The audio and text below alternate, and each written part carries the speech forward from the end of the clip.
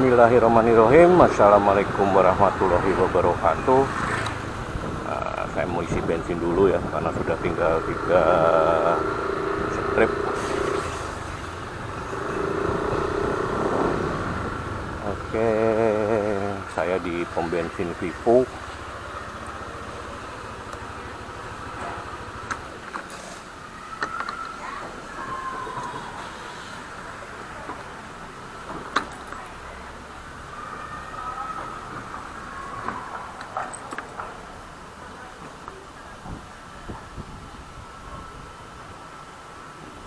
Belum ada, lagi ngelayanin yang lainnya dulu.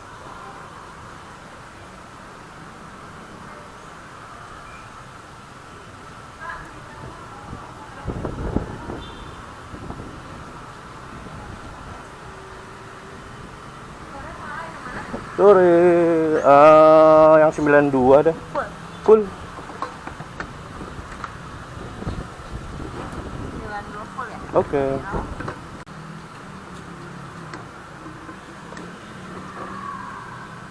Kalau ngelayanin konsumen lebih seneng yang turun atau yang tetap nangkring, Mbak? Yang turun Pak, yang pengertian. Ya itu jawaban jujur. Iya, emang enakan gitu. Iya, makanya suka ada yang nangkring, Marah-marah. ada yang turun, tetap Mbak? duduk di dalam. Aduh, keamanan juga sih, Mbak. Benar, Ya Pak. kan? Kayak kita suruh turun kan karena ada alasannya, karena Malah ngomel. 31.650. 31.500. Tuh Pakai struk bensin? nggak usah. Benar, 30. 31.500. Oh iya, sorry. Nah, ini aja deh. Kasih. 500. Nggak usah. Nggak usah. Makasih ya, Pak. Mak. Yang mana? Bagus. Oke, si bensin sudah. Saya mau numpang ngonten ya, Mbak. Mau numpang. Oh iya, siap, Situ, Pak. di situ. Yang 90 ya? Udah izin sama yang punya rumah. Oke. Kita di sini aja, cari tempat sepi.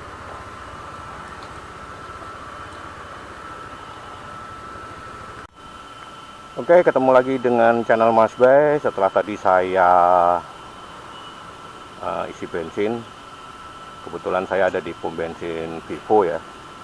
Saya nggak di endorse nih sama Vivo.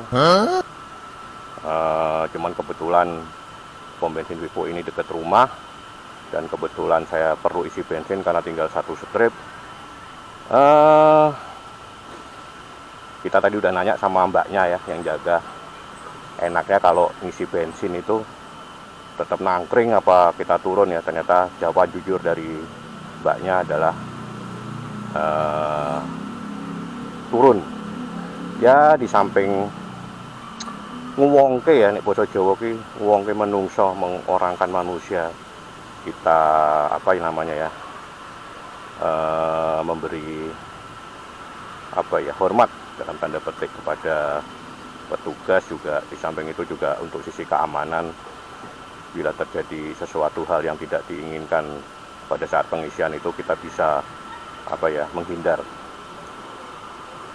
Banyak terjadi ya, ngisi bensin tiba-tiba ada sambaran api yang tiba-tiba, yang kalau kita turun dari motor atau keluar dari mobil itu bisa setidaknya menghindar. Oke, saya nggak akan apa ya, nggak akan membahas soal isi bensin di mana ya. Mungkin bisa pilihan ya, ada di Pertamina, bisa di tempat lain seperti Vivo, Shell, BP. Itu adalah pilihan. Tapi saya akan bicara masalah oktan atau RON ya. Jadi dimanapun bisa, yang penting oktannya dan RON-nya sesuai dengan kendaraan atau motor kita gitu. Kalau masalah apa ya, masalah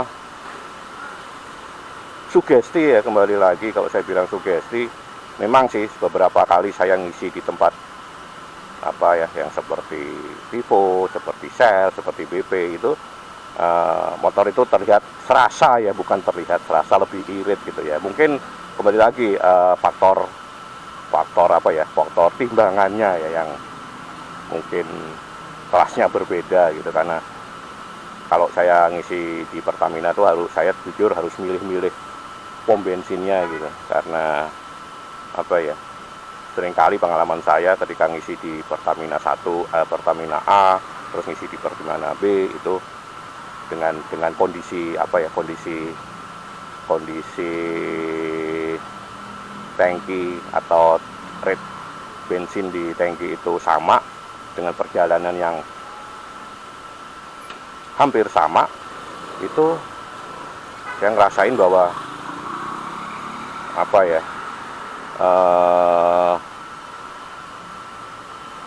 turunnya atau habisnya itu berbeda. Mungkin ini salah satu masukan ya buat Pertamina ya, karena nggak semuanya sih saya suka nemuin pom bensin Pertamina yang bagus, apa namanya, kualitas timbangannya bagus, tapi juga nggak sedikit yang bikin saya kecewa gitu loh. Makanya mungkin dari sisi manajemen dan dari sisi kualitas saja ya yang membedakan antara Pertamina dengan pom lainnya seperti Vivo, Shell atau BP ya. Dan untuk masalah rasa, kembali lagi, rasa itu sugesti ya. Tapi saya ngerasain selama ini ketika saya pakai bensin BBM di luar Pertamina itu ada perbedaannya. Pertama, sedikit ngirit, atau boleh dikatakan lebih ngirit pertama. Kedua, mungkin harganya lebih mahal juga ya, tapi ya lebih ngirit. Kedua ya apa ya, di sisi rasa mesin itu beda gitu. Apa saya ngerasain sedikit halus, nggak tahu itu masalah apa gitu, itu biarin pemerintah yang ngurus gitu ya. Tapi ini hanya sedikit keluhan dari konsumen pengguna BBM ya. Anyway busway, kembali lagi, dimanapun, yang penting dimanapun kita ngisi, mau di Pertamina, mau di Vivo, mau di Shell, mau di BP, itu yang penting adalah sesuaikan oktan bensin atau ron bensin dengan kompresi motor atau kendaraan yang kita miliki. Jangan ketika kompresinya tinggi kita gunakan oktan atau ron yang rendah, atau sebaliknya ketika kompresi motor kita kecil, ibaratnya motor-motor zaman dulu ya, yang kompresinya masih kecil, yang masih karburator, kita menggunakan oktan yang tinggi gitu. Itu juga kurang bagus. Ada pertanyaan ya dari Mas Aquero yang dari Lumajang. Salam kenal Mas Aquero, salam kenal Lumajang, salam kenal juga untuk semua subscriber saya yang tidak bisa saya sebutin satu persatu. Terima kasih sudah subscribe, terima kasih sudah menonton selama ini. Salam kenal untuk semuanya. Jadi kembali lagi saya akan bahas tentang, mungkin ini akan menjawab sedikit pertanyaan dari Mas Aquero ya.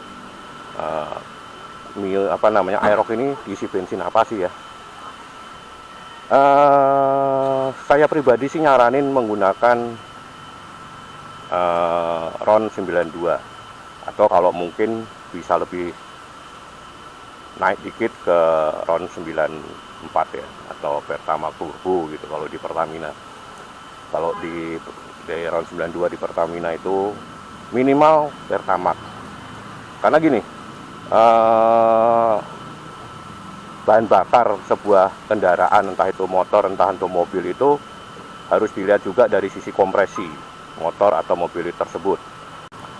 Oke, kembali lagi. Jadi ketika kompresi motor itu tinggi dan kita pakai BBM oktannya rendah, itu akan berpengaruh pada, mungkin dalam jangka pendek itu berpengaruh pada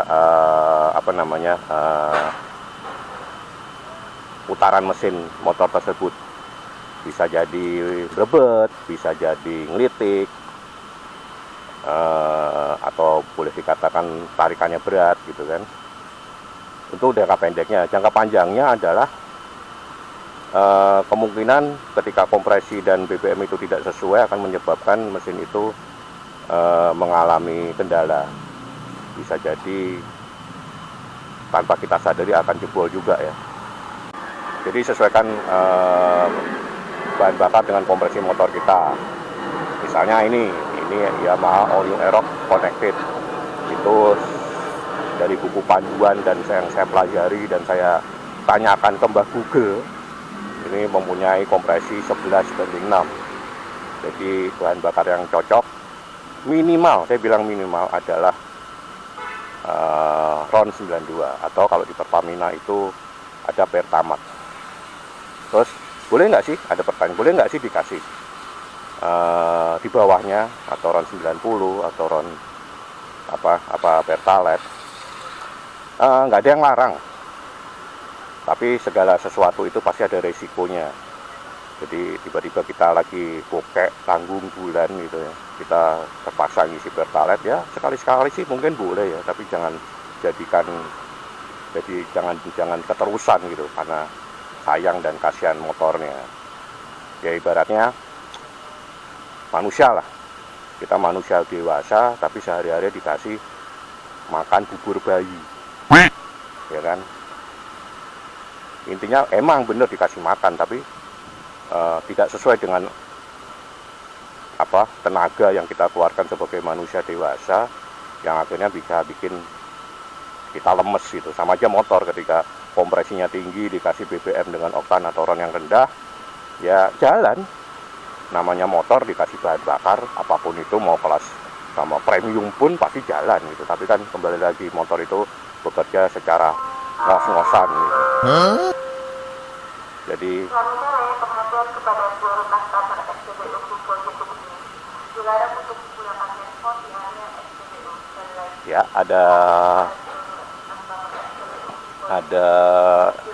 kita dengarkan dulu.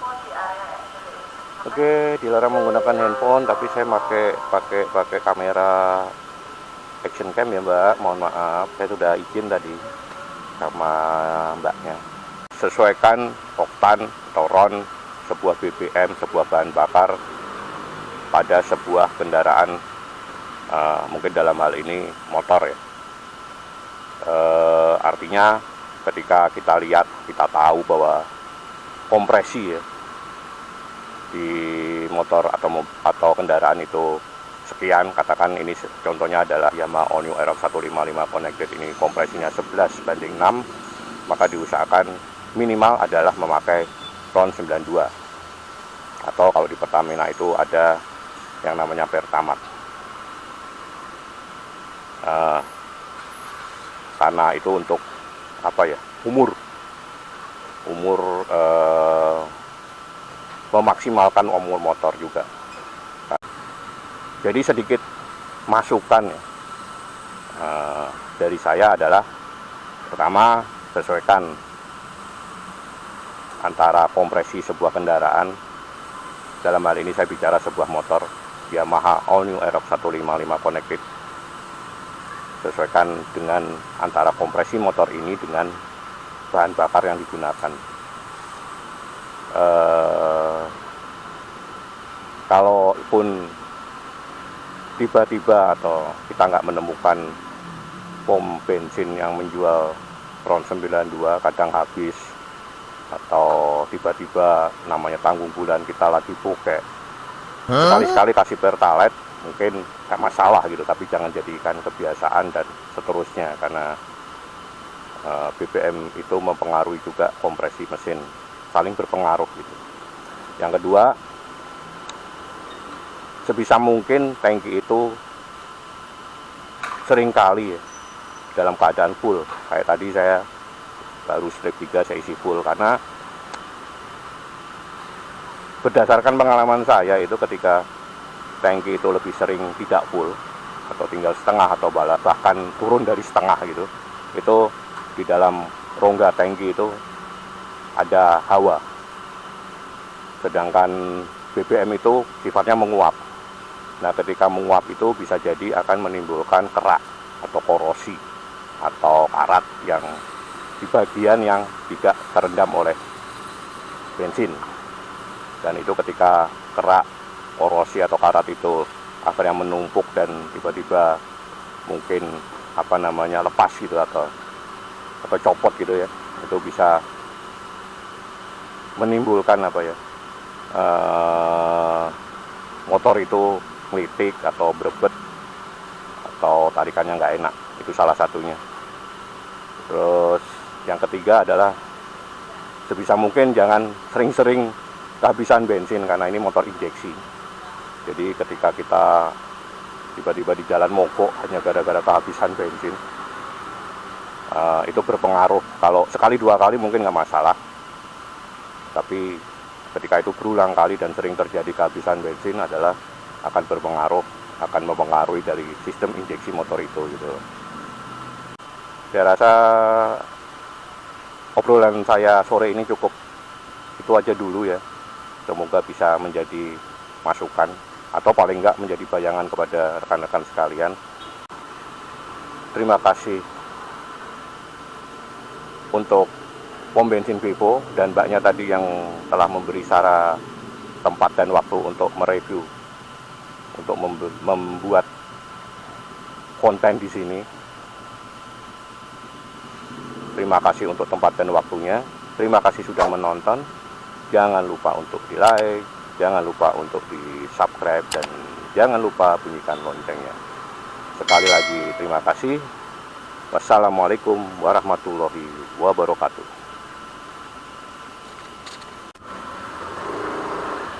Oke, saya rasa cukup sekian kontennya. Tadi mbaknya mana ya? Wah, udah uploadan. Mas, makasih ya. Mbaknya mana tadi? Upload. Mbaknya upload kayaknya. Mbaknya kayaknya upload. Jadi ya kita sudah bilang makasih. Oke.